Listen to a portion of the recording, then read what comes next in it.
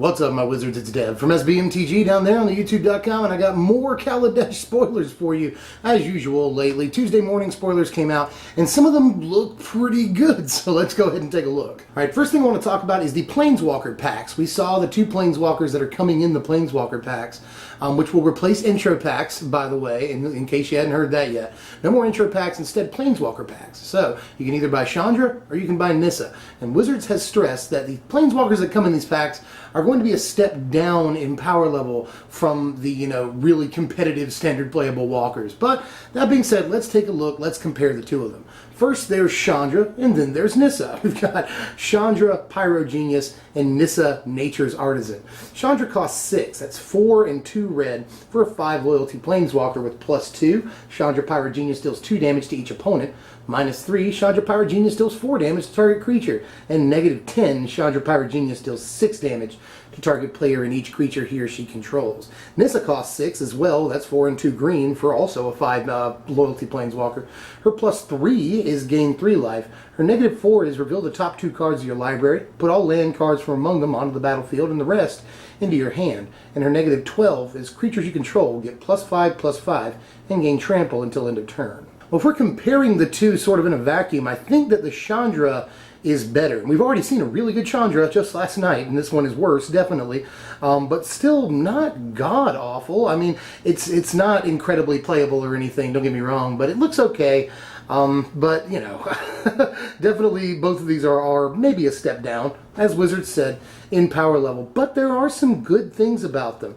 Nissa's +3 is an interesting way of protecting herself. She doesn't make a creature, but she does go up to 8 loyalty. That's not bad at all. She does have card advantage if you neg-4 her. That's not bad at all, although you may whiff on that. That's entirely possible.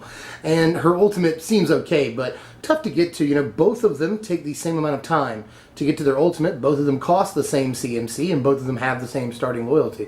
Aside from that, there are some fun similarities, or at least ways that they'll play against each other to point out, because, people will play these decks against one another a lot. For instance, Chandra can deal 2 damage to each opponent, but Nissa can gain that life right back. Their two negative abilities are, they're not necessarily congruous. You can't compare them to one another, but they both do what that Planeswalker does. Nissa is all about lands, Chandra's all about burn, and Chandra can wipe the board. Nissa can make your board way bigger. So I like the way that these will play sort of against one another. And I also like the way that they've been sort of balanced. So, like them, if I had to pick one to play in Standard, it would probably be Chandra. Although I don't think either of these will see too much Standard play. These are as close to, like, uncommon walkers as you can get. Madcap Experiment is 4 mana, that's 3 generic and a red for a sorcery.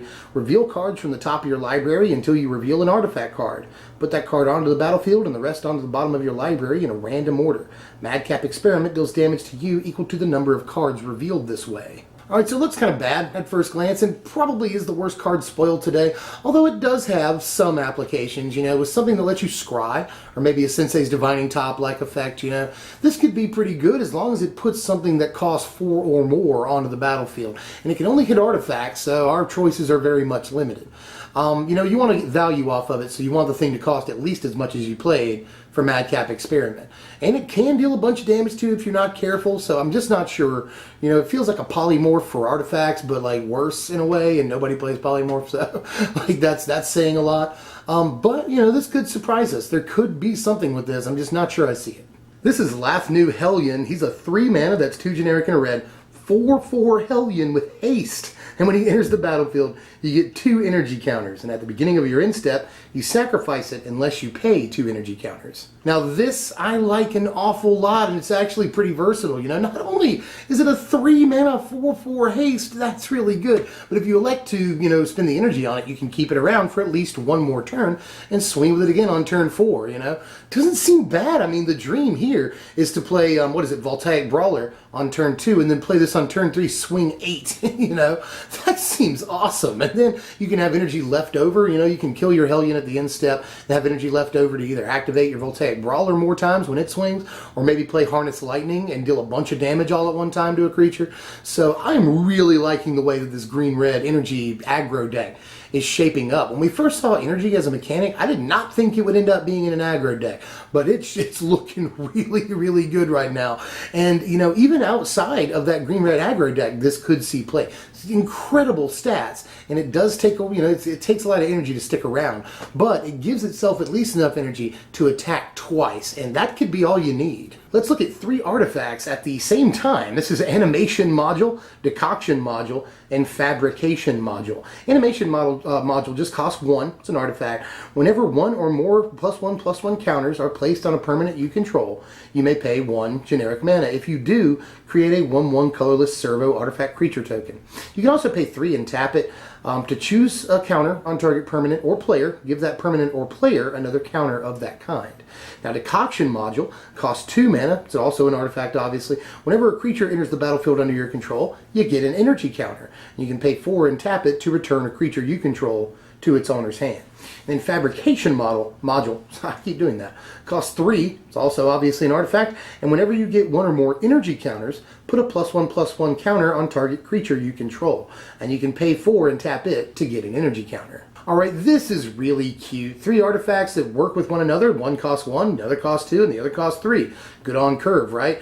And I don't think this is like Tron. I don't think we're gonna make like a deck that's supposed to get all 3 of them by turn 3 and then go off. That seems a little slow, but they do work hilariously together. In case you didn't catch it, what you do is, let's say we play a creature. We have all 3 of these out. We play a creature. Well, creature entered the battlefield, so that triggers Decoction Module. We get an energy counter. Getting the energy counter triggers Fabrication Module. We get to put a +1/+1 counter on, let's just say, the creature we just played. Now, that activates or triggers Animation Module. Since we put a +1/+1 counter on the guy, we can pay 1, and if we do, we'll get a 1/1 colorless artifact creature token. Now, if we do get the creature token, that means that a creature came into play under our control, so we get an energy counter off Decoction Module. Since we got an energy counter, then we can put another +1/+1 counter on a creature we control. That again triggers Animation Module, and we can pay 1 to put another creature out and just keep this going. And obviously, it doesn't go infinite because you have to pay 1 for Animation Module every time you want to keep it going.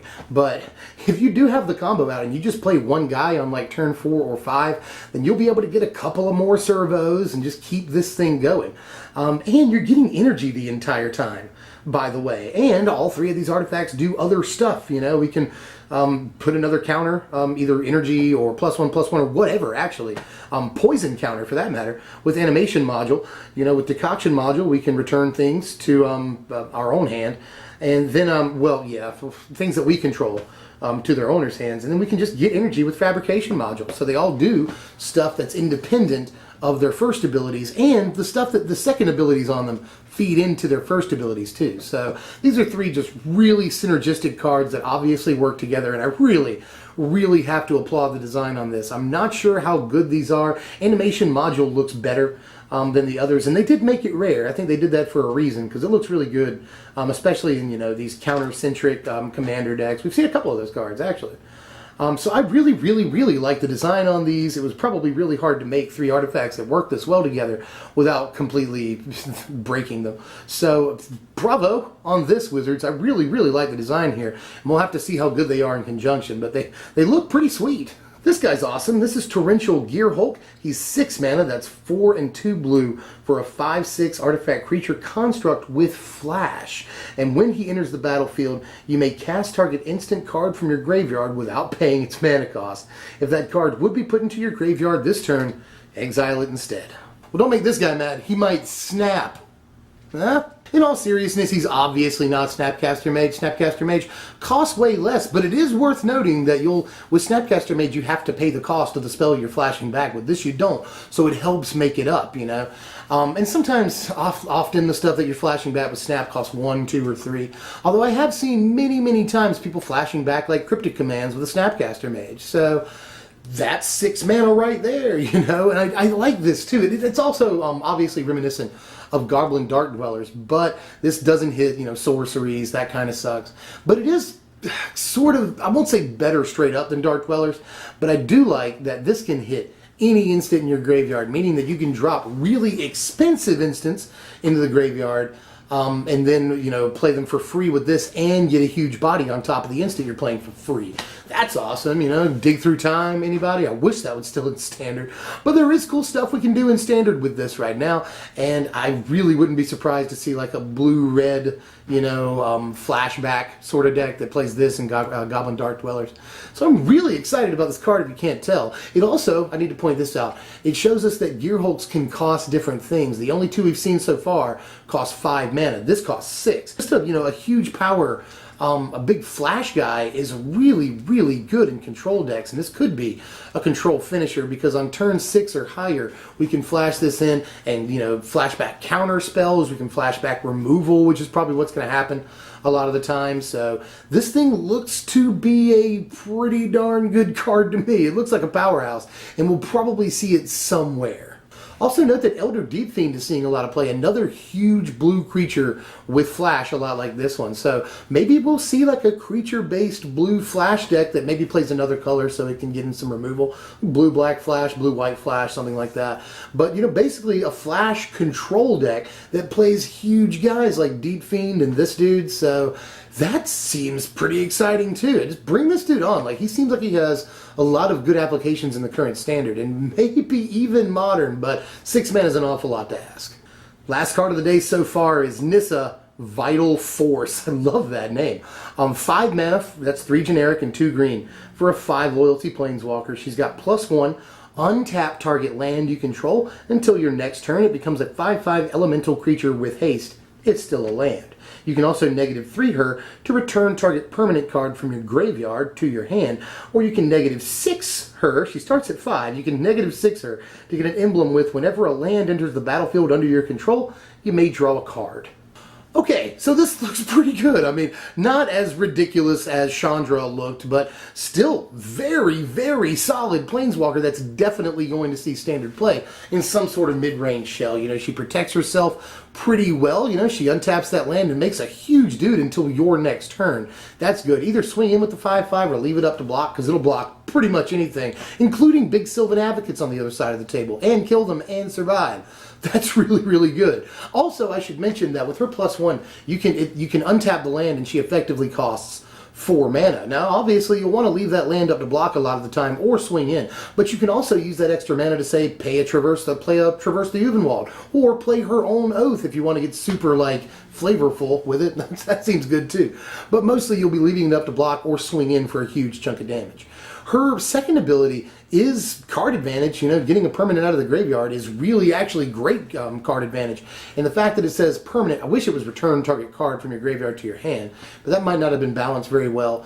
We can only get permanents, but that still leaves a huge, you know, spread of things that we can get. And this could be really good in the Super Friends or Deploy the Gatewatch deck, because it allows you to get other planeswalkers that have died earlier in the game back into your hand. That's not bad at all. And the ultimate, gotta point that out, because after 1 turn, you can ultimate her. And if you have an Oath of Gideon in play, you can go ahead and ultimate her the turn she comes out. And then for the rest of the game, you draw a card every time you play a land, which is great, even if you don't do stupid stuff like Splendid Reclamation, which you could do. You know, next turn, just go ahead and ultimate her, play Splendid Reclamation, and draw all of the cards, as long as you have stuff in your graveyard, lands in your graveyard. So I think this card also has a lot of applications in this format, and will probably just go in some, you know, mid-range good stuff shell. Card looks really, really impressive. Like, this is a really versatile planeswalker that protects herself very well, has card advantage on her, and can ultimate very, very quickly. So that's all the boxes are checked off to make this a good planeswalker. I like her. That is all I've got for now, but it's still pretty early on in the day. It's like 2:30 as I'm recording this, so they'll probably spoil more cards a little bit later on tonight. And if they do, I'll be there for you. But check out all the other spoiler videos. We just put out the Chandra spoiler video last night. And if you want to see me really, really excited, you should check that out. So check all the spoiler stuff out, and sub if you're new, and then like the content if you like the content. Seriously, a thumbs up goes an awful long way on my end. It helps me out a lot. So do all that, and I will see you guys later with more spoilers and deck techs and top 10 lists and all the stuff. I'm Dev from SPMTG. Thanks for watching, my wizards.